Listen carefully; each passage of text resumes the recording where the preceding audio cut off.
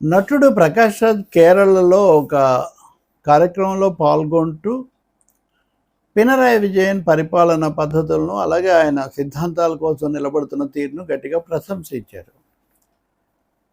పినరాయి విజయన్ గత 10 ఏళ్ల నుంచి కూడా దక్షిణ భారతదేశంలో ఒక ఆశాకిరణంలాగా ఉన్నారు అని ఆయన అన్నాడు. ఖచ్చితంగా అది నిజమే. ఎందుకంటే ఒక ప్రత్యామ్నాయ రాజకీయం, ఒక భావజాలానికి, సిద్ధాంతానికి, అన్నిటికంటే ముఖ్యంగా భారతదేశంలో మత సామరస్యం, లౌకిక తత్వం అనే వాటికి ఖచ్చితంగా నిలబడేటటువంటి పాత్ర పినరాయి విజయన్ ప్రభుత్వాన్ని అందరు గుర్తించారు. టైమ్స్ ఆఫ్ ఇండియా గురువారం నాడు ఒక వ్యాసం వేసింది. అందులో మిగతా ఎన్నికలను ఒక ఎత్తు, కేరళ ఎన్నిక ఒక ఎత్తు, గత 50 సంవత్సరాల నుంచి, అంటే 1977 నుంచి 50 ఏళ్ళకి పైబడి భారతదేశంలో వామపక్ష ప్రభుత్వాలు ఉంటున్నాయి. ఎక్కడో చోట ఉన్నాయి, 3 చోట్ల ఉన్నాయి, 2 చోట్ల ఉన్నాయి, ఒక చోటే ఉంది. 1977 నుంచి 2011 వరకు పశ్చిమ బెంగాల్లో వామపక్ష ప్రభుత్వం అవిచ్ఛిన్నంగా కొనసాగింది. ఆ ప్రభుత్వం పడిపోయే నాటికి త్రిపురలో ఇంకా ప్రభుత్వం కొనసాగుతుంది. త్రిపుర ప్రభుత్వాన్ని కూడా తర్వాత బీజేపీ త్రిపురను కూడా గెలుచుకున్నామనిపించుకునేసరికి కేరళ ప్రభుత్వం వచ్చింది. కేరళలో మామూలుగా రెండోసారి గెలవడం అసాధారణం, ఇంతవరకు జరగలేదు కదా 50 ఏళ్లలో. కానీ ఖచ్చితంగా బెంగాల్లో జ్యోతిబాసు ప్రభుత్వం వచ్చిన రోజు నుంచి చూస్తే అప్పటి నుంచి ఇప్పటి వరకు కేరళలో ప్రభుత్వాలు మారిపోతూ వచ్చాయి. పినరాయి విజయన్ ప్రభుత్వమే ఆ వరుస తప్పించి తను రెండోసారి కూడా రాగలిగింది. అందుకే ఇన్ని ప్రత్యేకతలు ఉన్నాయి. సో ఇప్పుడు చాలామంది కేరళ లాస్ట్ బేషన్, చివరి కోట అని చెప్తున్నారు. మొదటి కాంగ్రెస్ ఇతర కమ్యూనిస్ట్ ప్రభుత్వం వచ్చింది కూడా కేరళలోనే, కాబట్టి అది చివరిది, మొదటిది నిజానికి భారతదేశంలో. ఇప్పుడు అది కొనసాగాలని కోరుకుంటున్నాం అన్నది ప్రకాష్ రాజ్ చెప్పినటువంటి సందేశం. అయితే ఆయన ఒక ముఖ్యమైన మాట అన్నారు. పినరాయి విజయన్నే కదా అసలు ఈ ఎందుకు నేను కోరుకుంటున్నానంటే, ఆయన మతతత్వ రాజకీయాలను గట్టిగా ఎదుర్కొంటాడు. ఈ విషయంలో రాజీ పడాడు. ఇంకా ఒక అడుగు ముందుకెళ్ళి మోదీకి భయపడని ముఖ్యమంత్రులు కావాలి. ప్రధానమంత్రి మోదీ త్రిశూల వ్యూహాలు వీటికి భయపడని ముఖ్యమంత్రులు కావాలి. పినరాయి విజయన్ అలా ఎప్పుడు భయపడ్డు కాబట్టి ఆయన ఉండాలి, మళ్ళీ రావాలని నేను కోరుకుంటున్నాను అన్నారు. నిజంగా చాలాసార్లు మనం చూస్తుంటాము, తెలుగు రాష్ట్రాలతో సహా మోదీ చాలా ముప్పు తిప్పలు పెడుతున్నారు, లేకపోతే ఆయన మాట్లాడితే సిబిఐని ప్రయోగిస్తారు. దీంతో అనేక మంది తల వంచుతున్నారు. వాళ్ళు లొంగిపోయారని వీళ్ళు లొంగిపోయారని వాళ్ళు అనడం మనం ఎప్పుడు చూస్తుంటాం. అనేక సార్లు ఈ మత రాజకీయాలను వీళ్ళు గట్టిగా విమర్శించరు.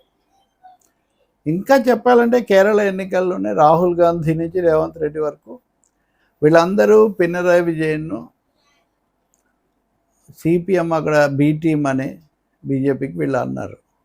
నిజానికి వాళ్ళు ఎక్కడ బీజేపీని ఓడించడం ప్రధానమైన లక్ష్యంగా ఒక బాధ్యతగా వ్యవహరించిన దాఖలాలు మనకు కనపడవు చాలా చోట్ల. ఇప్పుడు అస్సాంలో కూడా మీరు అదే ఎదుర్కొంటారు, బీజేపీని ఎదుర్కోవాల్సిన చాలా చోట్ల. కాబట్టి ఈ పరిస్థితుల్లో పినరాయి విజయన్ గట్టిగా నిలబడ్డం అన్న దాన్ని ప్రకాష్ రాజ్ నొక్కి చెప్పడం అనేది మనం అర్థం చేసుకోవచ్చు. భయపడడం అనే విషయానికి వస్తే, కేసులు పెట్టడం, త్రిశూల వ్యూహాలు కేరళలో ఏం ప్రయోగించలేదా? ప్రయోగించారు. ఆ మాటకు వస్తే పినరాయి విజయన్ మీద కాంగ్రెస్ ప్రభుత్వం ఉన్నప్పటి నుంచి సిబిఐ మీద రకరకాల కేసులు పెట్టారు. ఆయన కుటుంబ సభ్యుల మీద పెట్టారు, మంత్రివర్గ సభ్యుల మీద పెట్టారు. ఆ కేసుల్లో హైకోర్టు నుంచి సుప్రీంకోర్టు వరకు నడిచారు. శబరిమలైని వివాదాస్పదం చేశారు. ఇటీవల కూడా అక్కడ ఏదో బంగారం దొంగతనం అవి ఇట్లాంటివి నడిపించారు. ఎవరు వాటిని విచారించి నిజాలు తేల్చొచ్చు. కానీ ఒక దుష్ప్రచారంతో ముందుగానే వాళ్ళని దెబ్బతీయడానికి ఒక పెద్ద ప్రయత్నం జరిగింది. కాబట్టి కేసులు పెడితే లోబడిపోవాలనేం లేదు. అది ధైర్యంగా నిలబడటం ఇక్కడ చాలా ముఖ్యం. అలా నిలబడ్డాడు ఆయన. ప్రకాష్ రాజ్ ఆ విషయం చెప్తున్నాడు. భవిష్యత్తులో కూడా దీన్ని మనం గుర్తించాల్సి ఉంటుంది. కాబట్టి ఇక్కడ తెలుగు రాష్ట్రాల్లో ప్రాంతీయ పార్టీలు అలాగే స్థానికంగా ఉన్న కొంతమంది నాయకులు బీజేపీ పట్ల మెతగ్గా ఉంటున్నారన్న, గట్టిగా కేంద్రాన్ని అనడం లేదంటున్నా, లేదు ఏదో పేరుతో మోదీని మోస్తున్నారన్న రేవంత్ రెడ్డి. అంతకుముందు కేసీఆర్ కూడా ప్రధాని మోదీ పట్ల వాళ్ళు మెతగ్గానే ఉన్నారనే పేరు ఉంది కదా. ఎందుకని బడే భాయ్ అన్నారు, ఎందుకని కేసీఆర్ ముందుగా ఆయన్నే పిలిచి ఆహ్వానింపజేశారు, ఇవన్నీ మనం ఇది ప్రారంభోత్సవాలకు ఇవన్నీ మనం చూసాం. కాబట్టి గట్టిగా నిలబడటం, అలాగే మత రాజకీయాలకు అవకాశం లేకుండా చేయటం. మూడవది కేరళ అభివృద్ధికి కావాల్సినటువంటి ఒక ఖచ్చితమైన ప్రజానుకూల నమూనా. అన్ని అభివృద్ధి సూచికల్లో కేరళం ముందుండటానికి కారణం అదే. ఆర్థికంగా వాళ్ళకి చాలా సమస్యలు ఉన్నప్పటికీ. మొన్న ఎవరో దక్కన్ ఎన్నికల్లో ఒక లేఖ రాశారు. రాహుల్ గాంధీ ఇలా అనటం చాలా పొరపాటు. ఎల్డీఎఫ్, కమ్యూనిస్టు పాలన వీటన్నిటిలో కేరళ మానవాభివృద్ధి సూచికల్లో చాలా అగ్రస్థానంలో ఉంది. అక్షరాస్యత 100%, జనాభా పెరుగుదల, ఆఖరి కోవిడ్ని ఎదుర్కోవటం వీటన్నిటిలో. కాబట్టి ధైర్యంగా ఉంటాం, సిద్ధాంతబద్ధంగా ఉండటం, ఎదుర్కోవటం, ప్రజల తరఫున అభివృద్ధికి సంబంధించిన మార్గాన్ని రూపొందించటం. అంటే అభివృద్ధి, సంక్షేమం అంటుంటారు, ఈ రెండు చేశారు.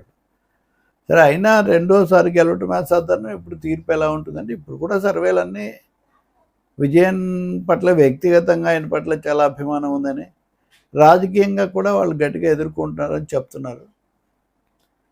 ప్రకాష్ రాజ్ కోరుకుంటున్నట్లుగా, ప్రకాష్ రాజ్ లాగే ప్రజాస్వామికవాదులు చాలామంది కోరుకుంటున్నట్టుగా పినరాయి విజయన్ మళ్ళీ వచ్చే అవకాశం కూడా ఉంది. దాని మీద ఎక్కువ అంచనాలు అలా చెప్తున్నాయి. చూద్దాం తుది ఫలితం ఎలా ఉంటుందో.